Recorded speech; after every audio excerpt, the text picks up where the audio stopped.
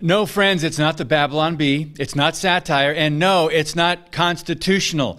But the Biden White House is launching a disinformation governance board to censor American citizens they disagree with. Yes, just as bad, though, to head up the agenda, they appointed Nina Jankowicz, a woman who has literally herself spread lies. I mean, misinformation. I'm David Fiorazo, and this is Christ and Culture.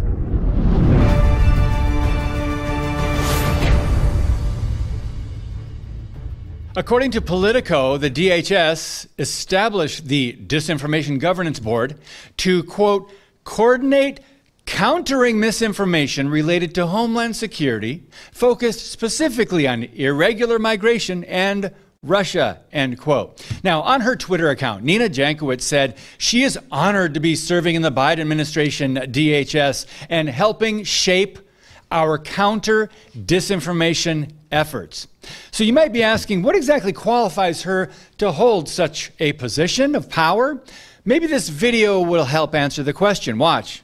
Pondering is really quite ferocious. It's when a huckster takes some lies and makes them sound precocious by saying them in Congress or a mainstream outlet. So disinformation's origins are slightly less atrocious. Okay. So maybe karaoke doesn't help explain her qualifications other than she's a wacko lefty. But in 2020, Jankowicz did participate in a virtual congressional hearing on misinformation and conspiracy theories online. There it is. So let's put this another way, friends. The most anti-First Amendment administration in the U.S. in history is openly using taxpayer dollars and the power of government to promote censorship of those who do not align with progressive Democrat socialist narratives. Rather than help millions of citizens struggling with inflation, rising prices, rather than work to solve skyrocketing mental health issues, rather than defending our southern border and protect Americans from the cost and concern of illegal immigration, rather than rein in massive out-of-control government spending, Biden Democrats are working to silence its political opponents. What they're not telling us, however, is how they are defining misinformation. Tucker Carlson recently said the Biden Democrats cannot continue controlling this country if people have free access to factual information. They don't want fairness or justice. They want power.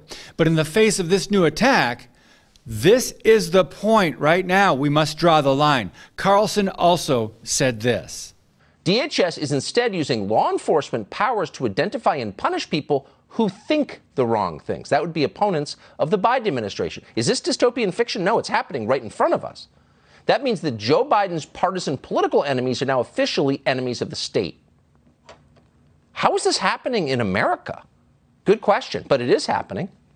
And Biden's new thought cop in chief has been revealed. She's a 33-year-old, highly self-confident young woman called Nina Jankowicz. Jankowicz comes from a place called the Wilson Center. That's a nonprofit named for America's other mentally incapacitated warmonger bigot president. Ironically, because everything is irony, the Wilson Center is itself a major producer of, yes, disinformation, but of the neocon variety, and for that reason is heavily funded by the Biden administration.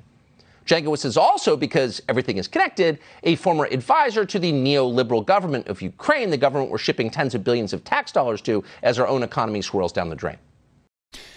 And let's point out that the Ukraine connection sure is interesting, but nothing for the media to follow up on, of course. Who knows what else the media would uncover if they actually pursued the truth. The same global socialists who deemed churches non-essential, who pushed the Rona lockdowns, who downplayed election fraud, who activated the FBI against parents at school board meetings, and who support Ukraine's liberal government will now use the Department of Homeland Security to control free speech. What's ironic is Biden's new disinformation board director, Nina Jankowicz, is a Ukrainian government advisor who promoted and applauded the media censorship of facts involving Hunter Biden's hard drive. She has championed the suppression of stories containing reports of Hunter's foreign business deals with countries such as China, Russia, and Ukraine. Republican Senator Josh Hawley warned that this new disinformation board will, quote, marshal the power of the federal government to censor conservatives and dissenting speech, saying the choice of Jankowicz to lead the new board is troubling given her long history of partisan attacks. She has also faced criticism for past remarks about America being systemically racist. There you go. And Josh Hawley adds this, quote, "This is particularly ironic given Jankowicz's extensive criticism of free speech and the First Amendment. Jankowicz has claimed that the free speech versus censorship framing is a false dichotomy. And when Elon Musk announced his acquisition of Twitter, she said, 'I shudder to think about if free speech absolutists were taking over more platforms, what would that look like for the marginalized communities?'" End quote. Hawley did send DHS Secretary Alejandro Mayorkas a letter demanding the board be dissolved immediately. Nina Jankowicz almost makes radicals such as Nancy Pelosi, Rachel Maddow, Hillary Clinton, Hollywood, and women on The View, the liberal view, look like moderates. She once claimed, Jankowicz, that Trump supporters would bring weapons to the polls to intimidate voters. That never happened. Another senator, Tom Cotton, said this: "During the worst border crisis in history, Biden's DHS is creating an Orwellian disinformation governance board led by a partisan Democrat who herself spread disinformation. What a disgrace." Here's what's going on, friends. Since Democrats appear to be losing popularity especially with blacks and Hispanic voters, Mayorkas said last week that a focus of the new board would be to stop the spread of election misinformation, particularly in minority communities. How are they going to do that? Consider shots fired across the bow of approaching midterm elections. Wisconsin Senator Ron Johnson also stepped up to the plate, calling Jankowicz a beacon of misinformation online. He said that she has furthered false media narratives, and he sent a letter probing Secretary Mayorkas with questions including these. How does DHS define misinformation? What does DHS consider to be irregular migration? And what specific actions does DHS intend to take to counter misinformation? Johnson told the Daily Caller, quote, "The fact that a federal department with approximately 240,000 employees would set up a disinformation governance board to enforce the government's judgment of what information is allowed in the public square should frighten anyone who values liberty and understands how crucial free speech is in maintaining that liberty." Emphasis on concerns over enforcing what this far left government decides is permitted speech, right? To be fair, don't think all Dems are on board with the communist policy of censorship and propaganda. Some openly oppose these extreme measures, as they should.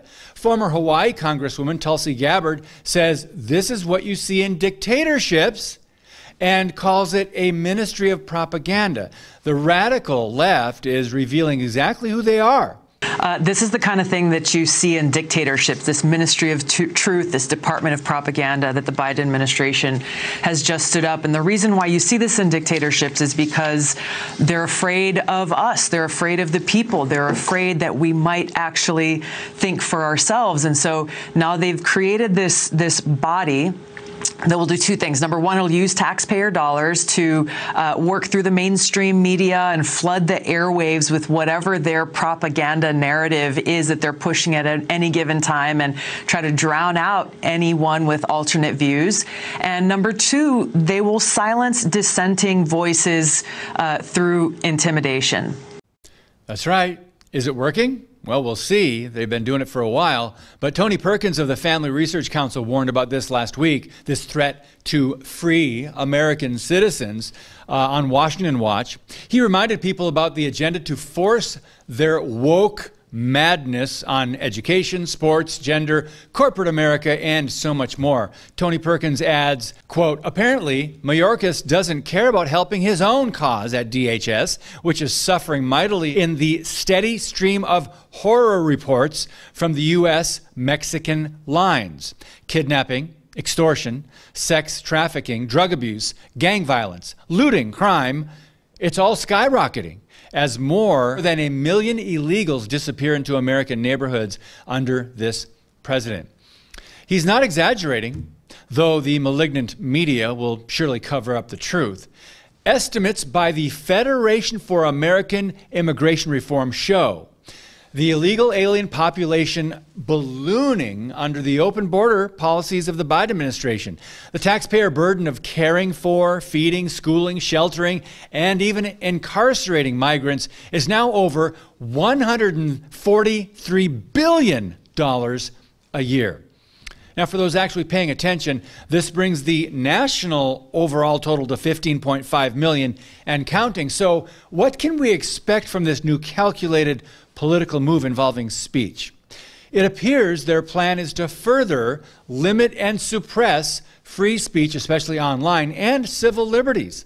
And Nina Jankowicz, the head of this propaganda wing, has recently called for increased content moderation from social media platforms. And more seriously, more state-funded, that means government-funded, Democrat-controlled journalism. Now, I use that word in the broadest, most meaningless context possible.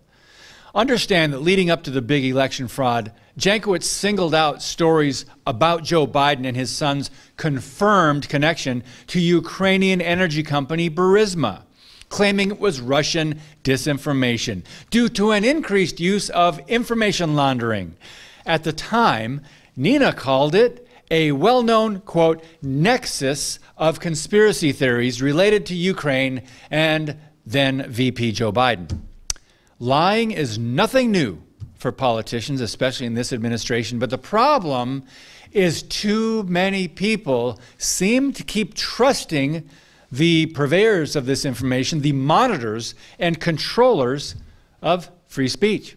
Sadly, with all that's going on in our country, including a tanking economy, record high drug and mental health issues, and now millions of illegal aliens from around the world pouring across the southern border, most Democrats have no intention, it seems, of solving real problems or protecting its own citizens. They instead chose to police our speech and spend more taxpayer money. So it should cause us to wonder what they're hiding and what they're planning to do next. God bless you, and keep speaking the truth about things that matter.